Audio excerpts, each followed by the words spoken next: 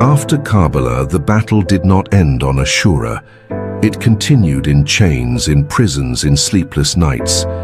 Lady Zainab, the daughter of Ali, the granddaughter of Fatima, carried the weight of Karbala on her broken body. She witnessed her brothers, sons, and companions sacrificed, yet never bowed to falsehood.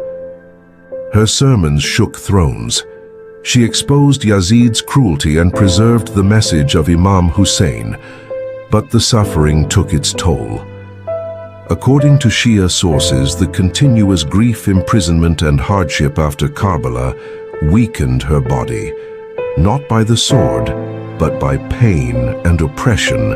Lady Zainab attained Shahadat. She lived as the voice of Karbala and departed as its final sacrifice,